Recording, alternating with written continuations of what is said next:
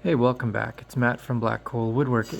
I'm making a mallet today because I don't have one for my lathe and I don't want to use my hammer to pound in a live center because that would just damage it. So I decided to use this LVL, or it's kind of like a plywood, but it's used to make engineered joist.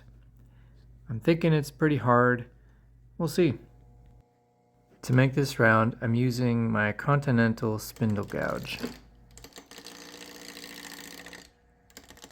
First thing I noticed is that, yeah, it is hard. It's probably all that glue in there.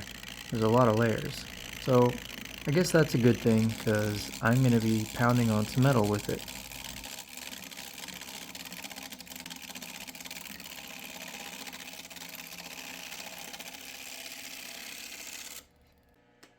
Now that I've got the smacking part of the mallet roughed out, I'm going to work on the handle. Same thing with the Continental spindle gouge. After roughing out, I wanted to use the skew chisel. For one, it's practice, and two, I can probably get a pretty clean surface because this is not a piece I'm going to sand. I'm just going to use it in the shop. As long as I don't get splinters, which is probably a long shot considering the type of wood this is, then I'll do pretty good. I attempted a peeling cut here, but when I think about it, plywood has layers and each layer is rotated 90 degrees from the other, so it's not exactly spindle work that I'm doing, which I only realized after trying all of this stuff, so you'll see me try another peeling cut. Not the greatest.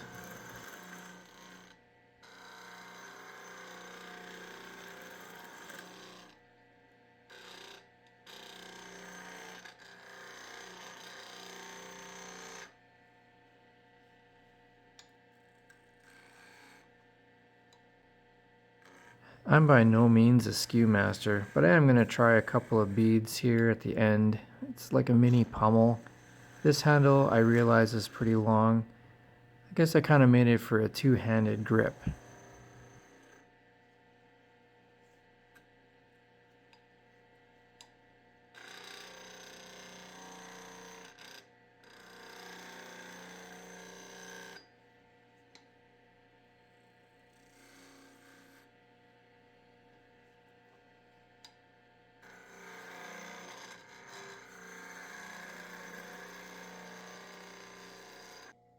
Yes, I did.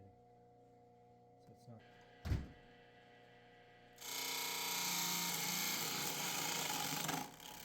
This is that peeling cut I was talking about. That is just rough times. I even tried to clean up the edge.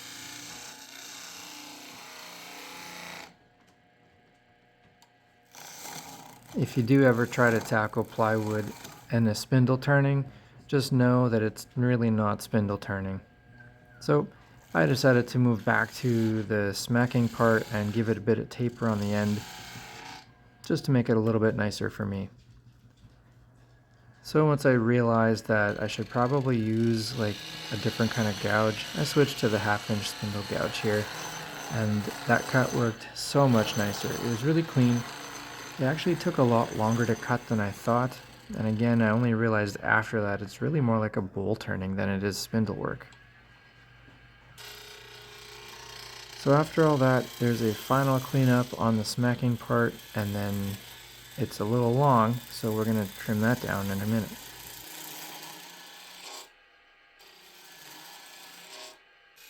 Here I'm using a V-cut to give myself some lines, so when I go to the bandsaw, cutting this will be a lot easier to see.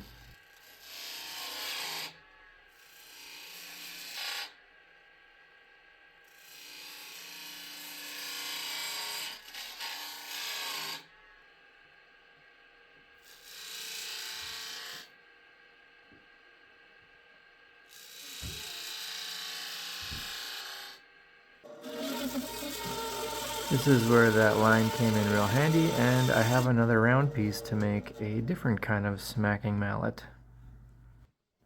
I'll show you a full shot of this thing in a moment. In the meantime, thanks for watching.